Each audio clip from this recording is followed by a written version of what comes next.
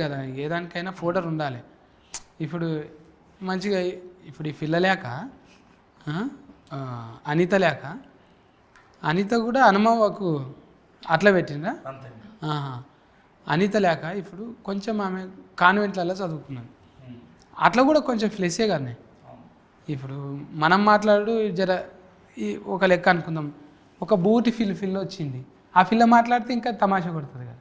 Audition చేసిరా మీకు ముందు?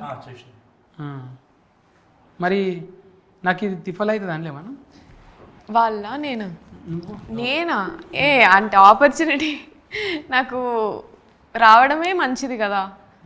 మళ్ళా కరీంనగర్ యాస, అక్కడ మంచి స్టోరీ, మంచి క్యారెక్టర్, తిప్పలేముంది, మంచిదే, అంత మంచిదే. ప్రాక్టీస్ చేసినాం. కాకపోతే ఒక ఫస్ట్ ప్రాక్టీసే ఎక్కువ తనతోటి. ఆడిషన్ అని పిలిపించి 5 సీన్లు ప్రాక్టీస్ చేయించిన. ఆడిషన్లోనే 5 సీన్లు చేసి పిండుతావు అని తెలుసు. నవ్వుకుంటూనే పిండుతావు. మనకు కూడా చేసినా కదా తుపాకి రావుడు అన్న. ఒక్కసారి మరి ఇది ఇట్లా అని ఈ బొట్టే 4 సార్లు పెట్టిపించింది. మైండ్ వాయిస్ ఇన్లేవు నువ్వు, ఈ బొట్టుతోనే హీట్ అవుతుంది అనుకున్నా నేను. అంటే బొట్టులో కమ్మదనం ఉండాలని నువ్వు అనుకున్నావు. అంటే ఒడిసి పట్టుడు కూడా అదొక నేర్పరితనమే. నీకు అది ఉన్నది. ఎసొంటి ఉన్నైనా మెల్లగా సజ్జి పెట్టుకున్నది, తీయగలుగుతావు, నువ్వు రాయగలుగుతావు, నటించగలుగుతావు. అంటే నువ్వు ఆల్రౌండర్వే నువ్వు. అంతా ఫల్టీ టాలెంటెడే. రాలేమా మనం ఫల్టీలు కొట్టి రాలేదా? ఎడిటింగ్ చేసిన వీరు ఇప్పుడు మన నుంచి మళ్ళా ఒక కొత్త హీరో వచ్చిండు, ఏక నెంబర్. పిల్లగానికి ఏడ ఇంత మచ్చు మైలు లేదు, ఉపాసం ఉన్నాడో ఉప్పుడున్నాడో ఇంతవరకు ఒక మచ్చు మైలు లేదు. అనిల్ అంటే నీళ్ళ లేక అందరితో కలిసిపోతాడు. ఆయన ఇల్లు అంతది ఇక కలిసిపోతుంది అంతే. ఆ నీళ్ళు మంచిగానే ఆనకాలంలో వచ్చింది. ఆయన ఇక ఏ శివ అంటే ఇప్పుడు మోతేవారి శివ అనేటట్టు అయింది. శివ ఎవరు డైరెక్ట్గా అన్నారంటే మోతేవారి శివ అంటే దిల్ రమేష్ అట్లా ఫెయిల్ర్ వస్తుంది చూడు కొన్నిటికి. దిల్ రాజు సార్ అట్లా ఆ ఫెయిల్రు మోతేవారి శివ. రీ అనేది మంచి రీ చాలా పవర్ఫుల్. బిత్తిరి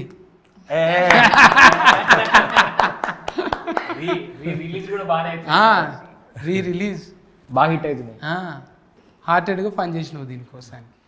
నీకు కూడా ప్యూర్గా ఇంకా మంచి మంచి సస్కస్సులు రావాలి. ఇంకా నీకు ఎస్కు లేదు, అంత సస్కెస్ లేదు.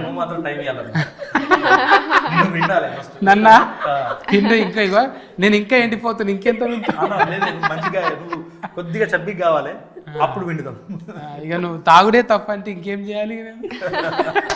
తినుడు కూడా ఉండేటట్లేదు. రాను నేచర్ అనుకుంటా, నేచర్ అంటేనే పోతున్నా నేను. నేచర్ను పట్టుకున్నా. సో చూద్దాం. నెక్స్ట్ అట్లా ఆకులు మనమే చేసుకోవాలి, మనం పంట మనమే పండించుకోవాలి, అది తినాలి. అది తినడమే మహా పెద్ద పని అయిపోతుంది.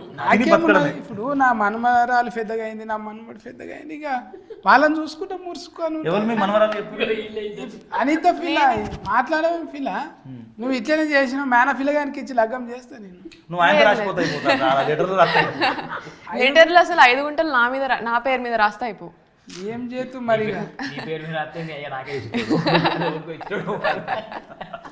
ఇగో కాలం ఎట్లుంటే అట్లా నడవాలి.